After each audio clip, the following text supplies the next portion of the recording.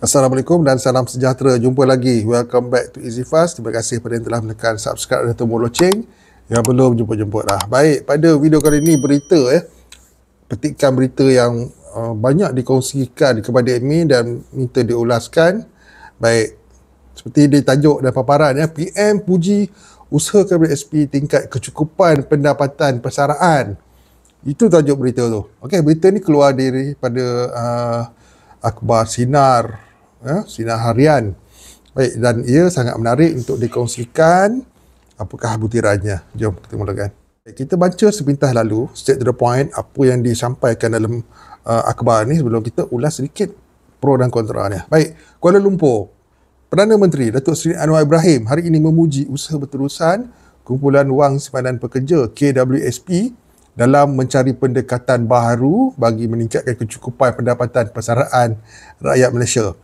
Okey, Anwar juga, Menteri Kewangan, berkata penglibatan KWSP bersama syarikat pelaburan berkaitan kerajaan GLIC lain mencerminkan satu bentuk perkongsian swasta yang kukuh. Okey, yang turut menyumbang kepada peningkatan infrastruktur,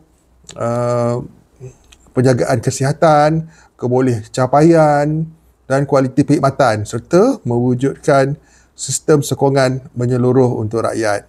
Baik, kami baca setakat itu saja. Apa yang kita perlu faham pada petikan yang disampaikan oleh apa dinyatakan oleh Yang Amat Perdana Menteri ini, beliau memuji usaha KWSP dalam pendekatan pencarian untuk meningkatkan hari persaraan, memastikan kecukupan pendapatan persaraan rakyat Malaysia. Dalam erti kata yang lainnya, rasanya cukuplah setakat itu saja petikan tu yang kami nak baca, tak perlu nak baca keseluruhan dia, sebab kita boleh nampak gambaran yang luas. Okey, memang tidak dinafikan berbagai-bagai usaha dilakukan oleh pihak KWSP demi melancarkan urusan pengeluaran pencarum apabila cukup umur persaraan 50 dan 55 tahun. Itu tak dinafikan. Sebab sepanjang yang kita lihat sepanjang tahun daripada dahulu sampai sekarang, memang pihak KWSP tanpa gagal.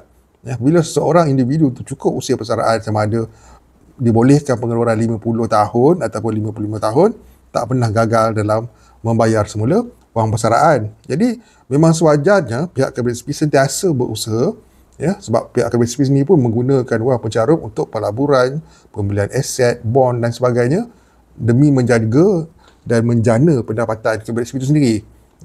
KWSP juga melabur untuk mendapatkan pulangan, dan dari situlah adanya keuntungan, dan dari situlah juga adanya dividen. Benda itu memang benar berlaku. Jadi memang menjadi satu tanggungjawab kepada KWSP untuk memastikan KWSP ini kekal relevan sebagai satu badan yang menjaga caruman pencarum demi hari persaraan. Tetapi ada pro dan kontra di situ. Macam yang admin cakap sebentar tadi, memang tak pernah gagal pun pihak KWSP melunaskan pembayaran bagi yang cukup umur persaraan, dan perkara ini amat dipuji. Dan juga pemberian dividen setiap tahun, walaupun peratusannya kadang-kadang tinggi, kadang-kadang rendah, tanpa gagal. Setiap tahun akan ada dividen yang diberi kepada pencarum. Itu menandakan adanya keuntungan, dan apa yang kita lihat selama hari ini, banyak keuntungan yang diraih oleh pihak KWSP, dan terpiasnya terasalah juga kepada pencarum, khusus lebih kepada pencarum yang kekal mencarum, pencarum aktif. Bagi pencarum tidak aktif, dapat juga dividen, tetapi dengan amount yang tidak banyak. Dan tambah pula dengan adanya akaun 3 fleksibel, memang akaun 3 fleksibel tu tepu macam tu sajalah. Sebab caruman tu dikira, pemberian dividen tu dikira berdasarkan caruman untuk setiap akaun yang berbeza. Jadi akaun 3 memang tepu buat masa sekarang ni untuk yang tidak mencarum lagi. Okey, apa kaitannya dengan pencarum yang terkesan? Kaitannya sangat banyak. Antara lain, pihak KWSP dalam masa yang sama dipuji sebagai sebuah badan pengurusan wang persaraan yang baik, mencari pelaburan dan sebagainya. Okey, tapi dalam masa yang sama mengabaikan juga pencarum yang tidak lama, yang dah lama tak mencarum, pencarum yang mengalami masalah, dan pencarum yang terkesan, terdesak dan memerlukan pengeluaran akaun satu. Kita faham akaun satu merupakan satu akaun yang dalam akta je tak bolehlah diusik. Tetapi dalam tuntutan yang dituntut sekian lama ni, ia memerlukan pengeluaran akaun satu kerana pencarum-pencarum majoritinya yang terkesan ni tidak dapat manfaat daripada akaun 2, ya, malah tidak mendapat manfaat yang banyak daripada pemindahan akaun 2 ke akaun 3 fleksibel. Jadi pada pandangan admin, ya, daripada sudut ini, pihak KBSP juga seharusnya mengambil pendekatan menang-menang, ya, terhadap keuntungan, ya, yang pertama, dan terhadap pencarum yang aktif, caruman yang tiap-tiap bulan jalan, dan juga sedikit kebajikan perlulah dipertimbangkan untuk pencarum yang terkesan. Barulah betul-betul KBSP menjadi satu badan hari persaraan yang dalam masa yang sama membantu pencarum yang terhimpit dengan masalah hutang, kelangsungan hidup yang tidak selesai lagi sampai sekarang ni. Bukanlah apa yang Admin cakap ni kata orang menunding jari yang buruk saja terhadap KBSP, tidak. Ya, pihak KBSP ni ada baiknya juga, ya, sebab macam Admin cakap tadi, tak pernah gagal dalam menyalurkan, ya, wang persaraan apabila pencarum cukup umur, tanpa gagal memberi dividen setiap tahun. Perkara itu bagus, dan sentiasa berusaha mencari jalan untuk menambah pendapatannya, kerana pendapatan KBSP itu penting untuk kelestarian KBSP itu sendiri, dan juga manfaatnya terhadap pencarum-pencarum, terutama hari persaraan lah, tak dinafikan.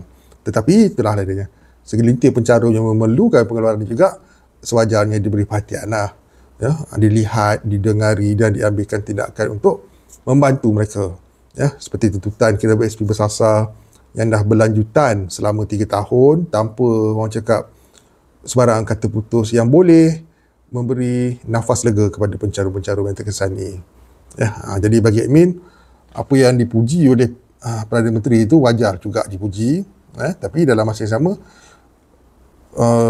alangkah baiknya jika pihak KBSP juga mengambil berat tentang pencarum yang dah lama tak mencarum tapi ada duit dalam simpanan akaun 1, ya, apalah salahnya diberikan sedikit kelonggaran untuk pencarum-pencarum yang terdesak dan tergesa ni mengeluarkan sebahagian, bukan semua, sebahagian daripada caruman mereka yang sedia ada ni untuk digunakan dalam situasi-situasi yang terdesak ni.